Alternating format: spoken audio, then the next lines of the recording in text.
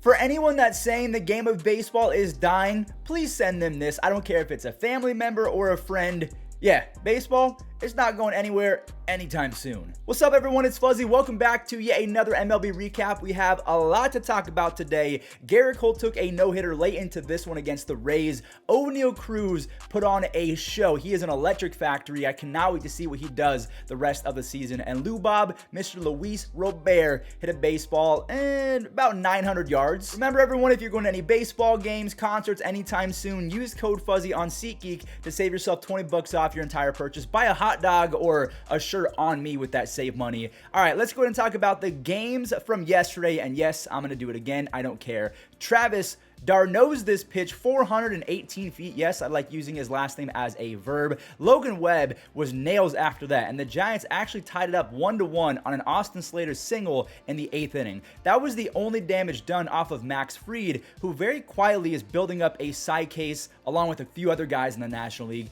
He basically has a sub-2 ERA over his last 6-7 starts. Jansen strikes out the side and challenges Camilo Doval to match that. Just unfortunately, he can't. Orlando Arcia walks it off, and the Braves are officially 10 games over 500. So good luck to everyone else in the NL. The Braves are feeling themselves. And also, I forgot to show Jock Peterson before the game. He returned to Atlanta. He's now with the Giants, if you don't remember. And he got his World Series ring. I thought that was a cool moment. Angels, guys, what is you doing? Noah Syndergaard threw one of the meatiest pitches I have seen all year. Like, that's basically directly down the middle, and you can't do that to Benny Biceps.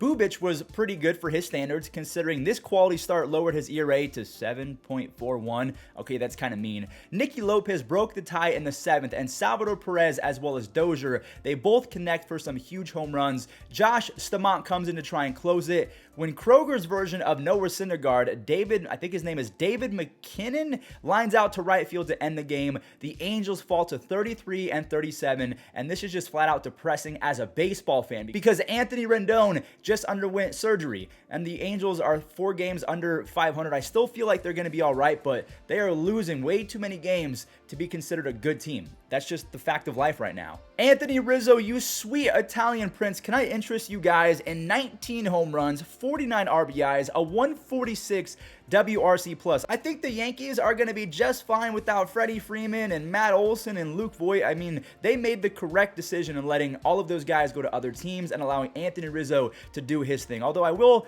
say Luke Voit has been pretty solid as well as the other 2 guys, Freeman and Matt Olson, but Anthony Rizzo has been a man amongst boys this year. I've just always liked Rizzo better than Luke Voit. Anyways, Gerrit Cole was very 2019 Gerrit Cole, striking out a million and not allowing any hits through the first 7 innings. Unfortunately, he allows a hit and he leaves with 12 strikeouts in 7 1/3. The usually unhittable Clay Holmes finally looked human for once, but Aaron Hicks turned into Thanos for a second, so the Rays, they make the comeback, and then Aaron Hicks says all of that for a drop of blood. So again, the Rays make the comeback, but Aaron Hicks yanks this outside pitch for an RBI triple. I thought that it was going to be a home run. Wandy Peralta was able to shut it down in the 9th, and the Yankees are the first team in Major League Baseball to 50 wins.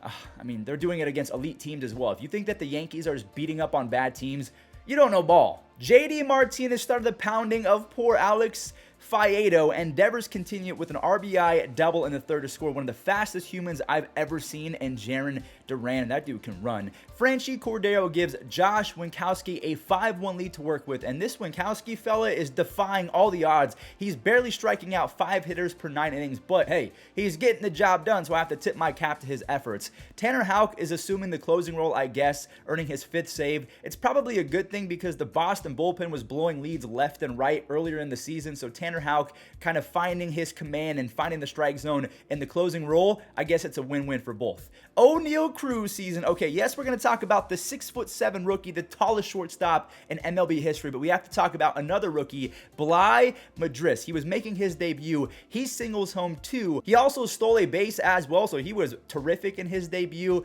Hoy Park brings home Oneil Cruz on a sac fly, and this is where we can start gushing about Mr. Cruz. He ran home at a whopping speed of 31.5 feet per second. For context, Trey Turner is at 30.4 feet per second. So Oneil Cruz with that long stride, he is incredibly fast. And we're just getting started. He throws out Wilson Contreras on a 96.7 mile per hour throw, which is the hardest by any infielder this year. He then knocks home 3. He clears the bases on a baseball that he nearly hit 113 miles an hour, which was the hardest hit by any member of the Pirates this year. JT Brubaker was baking up a good one, 6 shutout as Vogie, Cruz, and company blowed open to a gnarly 12-1 victory. And they said Oneil Cruz wasn't ready. That was a flat-out lie. That was service time manipulation. He's been ready since last year when he had 2 home runs in his first few games, or maybe it was 1. Either way, Oneil Cruz, he is one of the toolsiest players in Major League Baseball history. 6'7", the fastest player in baseball. He can hit a baseball 500 feet and throw a baseball probably 100 miles an hour. He's crazy. Andrew Vaughn has been such a great ball player, kind of the Swiss Army knife for the Chicago White Sox. There's an RBI double, and then the White Sox offense got some help from an unlikely source of power. Josh Harrison hits a big boy 2-run blast going 412 feet. Only to have that outdone by Lou Bob. 436 feet, my goodness. He now has 7 home runs and 11 stolen bases while playing great defense out there in center field. And there's Andrew Vaughn again. A 156 WRC plus, and Andrew Vaughn has played 4 different positions. He is really helping out the cause down in Chicago and earning every single penny. I hope that he gets paid. I think he's a free agent in the next few years, so I'm hoping that he gets a big bag. Luckily, Chicago got up to 8 runs because, yeah, you can only hope to contain the Blue Jays offense for so long. Kevin Biggio hits a 2-run home run, and Joe Kelly just barely hangs on. They were going to leave him in no matter what. The Chicago White Sox are now 32-33, but in true 2022 White Sox fashion, Moncada hits the IL as soon as they get Tim Anderson back. Seems like this team is just cursed this year. If you have a voodoo doll of the 2022 White Sox,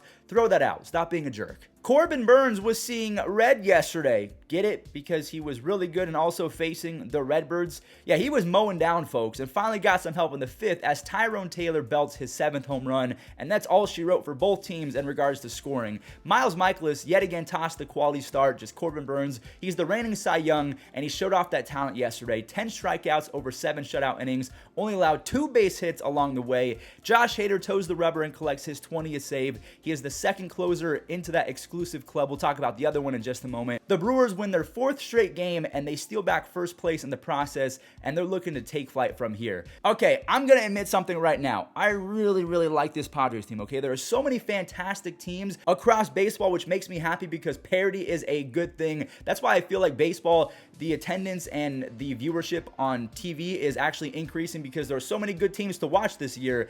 Cronenworth makes us all enter the Crone zone, and Ha-Seong Kim peppers one for 2 RBIs. He very sneakily has 25 RBIs, a .314 on base percentage, which isn't amazing, but it's still decent, and 5 DRS. That's a very solid replacement of Fernando Tatis just in terms of production. Grisham is finding that power stroke as of late. He has a 120-ish WRC plus in the month of June, which is nice to see after all of the success he had previously, but he stunk up the joint in the first 2 months. Yu Darvish is doing his best Sandy Alcantara impression. He basically has gone 7+ in 8 of his last 9 starts, and in this one, yet again, he did that, only allowing 1 earned run. He has come a long way since allowing 9 earned runs in an inning and 2/3 back on April 12th. Taylor Rogers stays accumulating saves. He now has an insane 21 on the season. He is easily on pace for 50+ saves this year. Is he going to get it done? That's tough. And last but not least, I'm sorry you guys have to endure this again if you're a Marlins fan, but yeah, this wasn't close at all. I mean, New York scored the first 3 on a walk, a sac fly, and a wild pitch. Trevor Rogers just can't seem to repeat that success he had a year ago as a rookie. The other lefty, though, David Peterson, he made light work of the Miami offense. He struck out 7 and 5 1/3 scoreless, and the Mets, they finally scored a run on a base hit way later in the 8th inning. That was the only run they scored on a base hit in this one. Kind of a weird game, but hey, the Mets are now 45-24, and they will absolutely take it. The Mets can't really afford to lose any ball games anytime soon, but that is going to do it for today's MLB recap. Thank you all so much for watching. If you made it until this point in the video, you probably like baseball, so leave a like, subscribe, do all that crazy YouTube stuff, and enjoy the web gems. 3-2. Fly ball deep center, going back Judge. He's on the track, he's at the wall, he makes the play. Aaron got turned around, but doing a great job of flipping his head around, finding the wall. Ground ball, backhanded, Arenado, throw to second, got him. Cordero lines one center field and deep. Green backtracking, he's got it, crashing into the wall. That one hit well, left field. Marsh coming in, break it in, a little flare. I think he made the catch. Of course he did. Brandon Marsh, Captain Caveman-like. 3 home runs for the Pirates. Oh, Josh Harrison, come on now. Just a great play. Josh already has a 2-run homer to his credit in the second. Hasn't been able to get it going again. Tommy Edman spinning. Oh, what a play. Tommy Edman ranging to his left on the second base side of the bag. It's a little tapper. That's going to be tough. Barehanded pickup and the throw. Got him. Oh, my, what a play. Drill towards right. Hayward back some more. Jason. Oh, what a catch from Key Brian Hayes. What a grab. Line to third off the bat of Jake Berger and down. Matt Chapman's had another good night defensively over third base. He has been